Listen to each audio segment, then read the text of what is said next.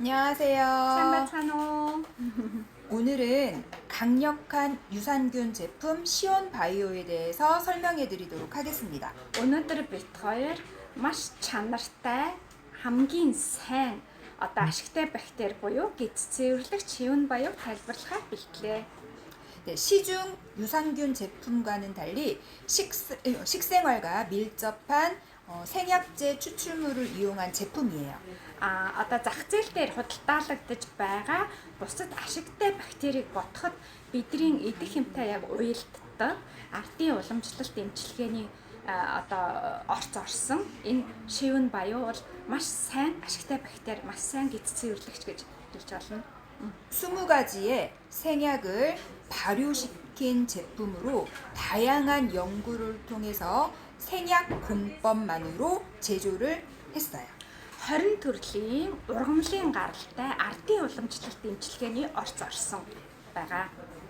단순히 배변을 촉진시키는 것이 아니라 이 장내에 있는 프로바이오틱스와 유해균의 비율을 변화시켜서 장내 환경을 정상적으로 만들어줘요.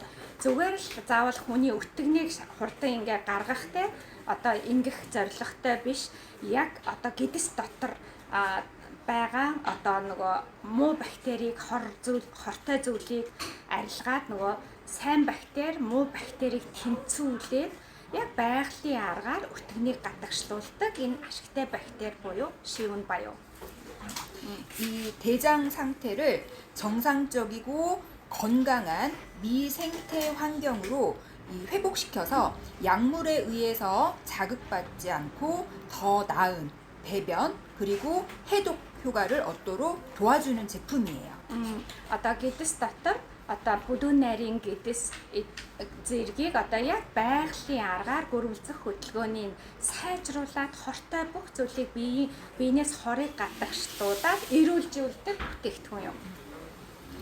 섭취 방법을 알려드릴게요. 일주일 동안은 1회 1포씩 매일 저녁 6시 이후에 섭취하시고요. Уух зааврыг танилцуулах юм бол энэ нэг уутыг эхний 7 хоног өдөр болон орой унтахынхаа 2 цагийн өмнө усаар даруулж ууна. 그 다음 주부터는 2, 3일에 한 포씩 충분한 물과 함께 섭취하시면 되세요. 2 дахь 7 хоногоос эхлээд 2-оос 3 хоногт нэг удаа энэ нэг уутыг усаар даруулж ууна. 해썹 인증을 받았기 때문에 2회 위해 요소를 다 차단시켰어요. Энэ Солонгосын эрүүл мэндийн яамнаас зөвшөөрөл авсан бас олон улсын эрүүл мэндийн яамны зөвшөөрөлтэй болохоор сэтгэл амар ууж олно та. 한 포만 드셔도 바로 효과를 보실 수 있는 강력한 제품입니다.